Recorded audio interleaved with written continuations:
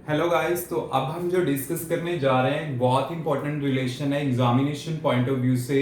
और काफी बार एग्जाम में आया भी है, 5 मार्क्स में भी, 3 मार्क्स में भी। और आपने इसको कैसे अटेम्प्ट करना है ये मेनली पेपर में इंपॉर्टेंट है कि हाँ कि आपको ये कैसे अटेम्प्ट करना होता है, कैसे आपको लिखना है पेपर में।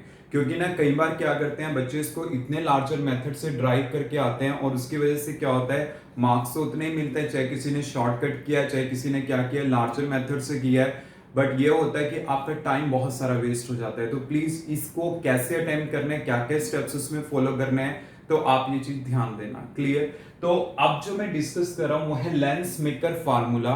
और ये मैं डिस्कस कर रहा हूं कन्वेक्स लेंस के केस में। मेरे पास है लेंस मेकर फार्मूला और मैं डिस्कस कर रहा हूं कन्वेक्स लेंस के केस में। क्योंकि ये हमारे पास क्या है, दोनों के केस में है, कन्वेक्स में भी है और कनकेव लेंस में भी है। तो जैसे देखिए मेरे पास कन्वेक्स है, यहां पे ये मैंने इस टाइप से कन्वेक्स लेंस कंसीडर किया। ये मेरे पास है प्रिंसिपल एक्सिस। अब होगा कि यहाँ पे कि जैसे देखिए हम यहाँ पे अगर इस टाइप से एक लाइन कंसीडर करते हैं, क्योंकि आपने जो सिंपल वाले फिगर किए होंगे उसमें कोई रे जाती थी और इससे यहां तक जाती थी, देन उसमें बेंडिंग अक्कर होती थी।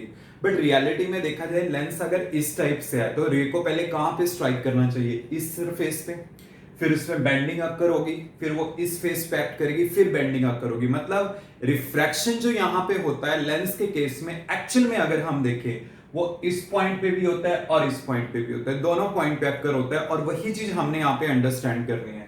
तो देखिए कैसे डिस्कस करेंगे। ये मैं मान लेता हूं x, ये y and this one is a Paul P1 और ये मेरे पास है P2। ठीक है, यहां पे मैं क्या कंसीडर कर रहा हूं, एक पॉइंट ऑब्जेक्ट कंसीडर कर रहा हूं O। रे क्या करती है, यहां पे स्ट्राइक करती है इस टाइप से, और आगे क्या है, इसको जाना इस टाइप से था, इसका सर्कल इस टाइप से कंप्लीट होता है। अगर इसका सर्कल इस टाइप से कंप्लीट होता है तो इस पार्ट का नॉर्मल क्या आएगा, इस साइड आएगा। क्लियर? तो आपको पता है कि ये रेयर है और ये डेंसर है, तो यहां पे कैसे जाएगी रे, टुवर्ड्स द नॉर्मल, मतलब ये इस टाइप से पास आउट होगी। क्लियर? आगे देखिए आपके पास क्या है, अगर ये वाला पार्ट, जैसे ये पार्ट है और ये पार्ट है, अगर मेरे पास ये वाला पार्ट xp2y अगर ये प्रेजेंट ना होता तो ये रे मेरे पास क्या चली जाती, इस टाइप से स्ट्रेट चली जाती है मेरे पास। क्लियर?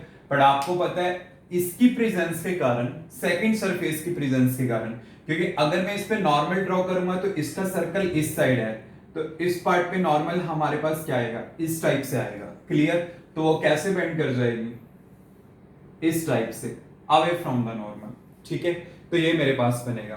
तो ये मेरे पास इमेज बनी है, लेट इट बी I1 और ये मैं मान लेता हूं final image I, and let this one is O1। और यहां से यहां तक का जो डिस्टेंस है वो मेरे पास है ऑब्जेक्टिव डिस्टेंस, और ये मेरे पास है फाइनल इमेज, और ये मेरे पास डिस्टेंस होगा V1 इंटरमीडिएट का। क्लियर? और आप ये चीज याद रखना, जो सारी मेजरमेंट हमारे पास होंगी वो कहां से होंगी, ऑप्टिकल सेंटर के अबाउट होंगी।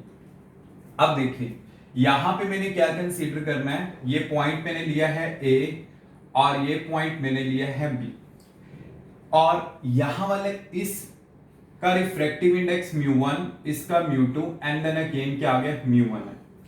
अब देखिए यहां पे आपके पास क्या है, रे जो है पहले रेयर से डेंसर जा रही है, देन फिर डेंसर से रेयर जा रही है, और वही रिजल्ट्स मैंने यूज करने हैं। जब एक रे रेयर टू डेंसर जाती है तो क्या रिजल्ट हमारे पास आता है, मतलब अगर मैं रेयर टू डेंसर के लिए लिखता हूं फ्रॉम रेयर टू डेंसर,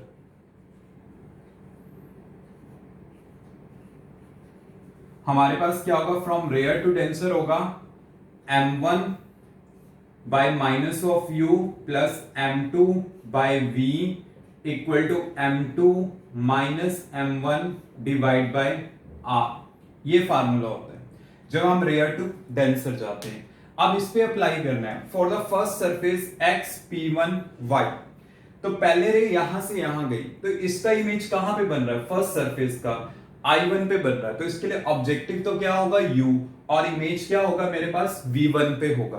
तो आप कैसे अप्लाई करोगे, mu 1 by minus of u plus mu 2 by v1 equal to mu 2 minus mu 1 divide by r1 मेरे पास होगा radius of curvature for the first surface. Clear? तो ये मेरे पास इक्वेशन नंबर आ गई 1। इसको मैं ले लेता हूं equation number 1। Now from denser to rarer, जब आप यहां से यहां जाओगे,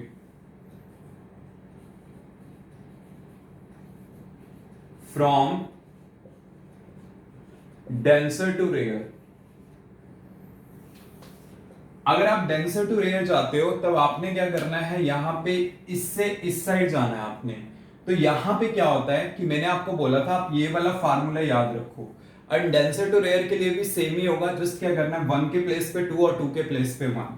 तो आपके पास क्या होता है यहां पे m2 by minus of u plus m1 by v equal to mu1 minus mu 2 divide by r2। And आपने एक चीज नोटिस कर रहे होंगे, no need to use a sign convention, क्योंकि जब ये फार्मूले ड्राइव करे थे ना तो ऑलरेडी साइन कन्वेंशन यूज करी थी, तो यहां पे साइन कन्वेंशन यूज करने की जरूरत नहीं है।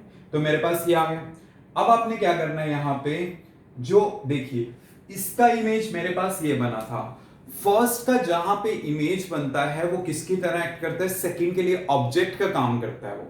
अब जैसे देखिए इसका इमेज बना I1 पे ऑब्जेक्ट की तरह एक्ट करेगा किसके लिए, सेकंड सरफेस के लिए।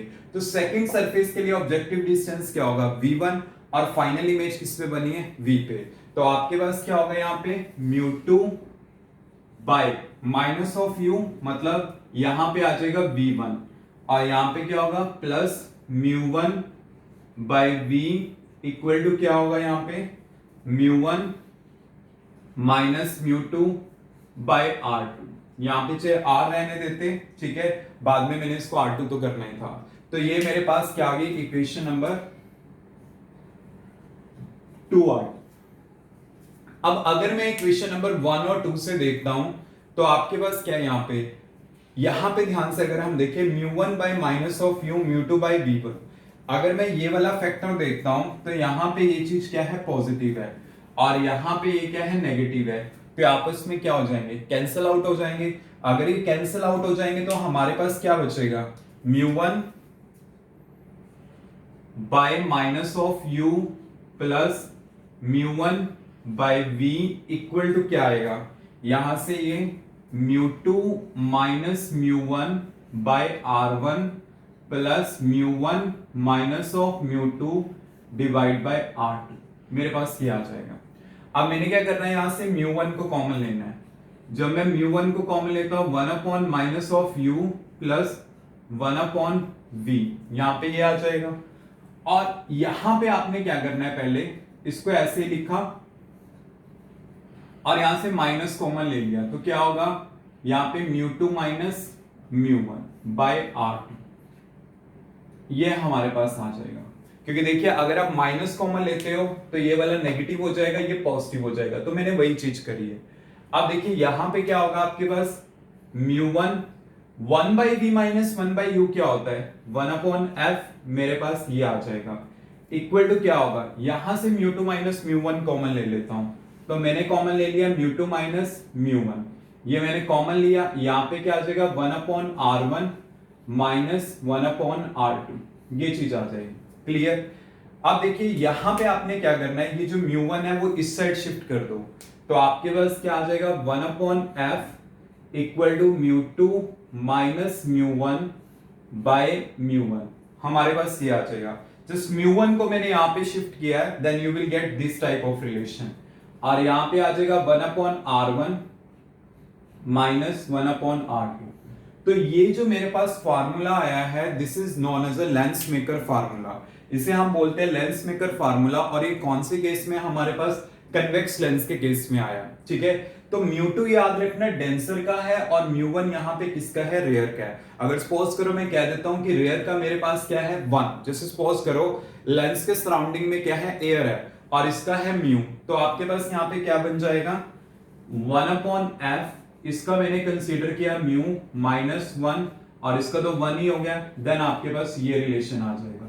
मीन्स ये जो दोनों रिलेशंस है ये बहुत ज्यादा इंपॉर्टेंट है एग्जामिनेशन पॉइंट ऑफ व्यू से। क्लियर? तो ये हमारे पास आता है कन्वेक्स लेंस के केस में लेंस मेकर फार्मूला। और जनरली ना अगर आपके पास पेपर में मेंशन नहीं होता कि आपने कन्वेक्स यूज करना है या कनकेव यूज करना है, तो ऑलवेज आपने कन्वेक्स लेंस पे करना है क्योंकि ये इजी होगा। बट कनकेव का क्या होता है, लिटिल बिट डिफिकल्ट होता है। क्लियर? तो समझ में आया कि मतलब आपने किस टाइप से करना है, किस टाइप से स्टेप्स आपने फॉलो करने हैं। और कई बार ना ये आपके पास एग्जाम में ऐसे भी आ जाता है कि इसको आपने सॉल्व करना है by the A B initio method. तो ए बी इनिशियो मेथड का मतलब क्या होता है कि ए बी आपने इस टाइप से रे दिखानी है तो आप ये दिखाओगे। कहीं क्या करते हैं कि मिसगाइड भी कर देते हैं इस मामले में कि हाँ कि आपको ना एक इसकी लार्जर वाली डेरिवेशन करनी पड़ेगी। लार्जर वाली डेरिवेशन में कुछ नहीं होता, एक रेयर टू डेंसर की करनी होती है उसमें, फिर डेंसर टू रेयर की डेरिवेशन जैसे हमने रिफ्रैक्टिंग सरफेसेस किए थे, तो एक रेयर टू डेंसर और एक डेंसर टू रेयर की करेंगे, फिर दोनों को प्लस कर देंगे, आंसर आ जाता है।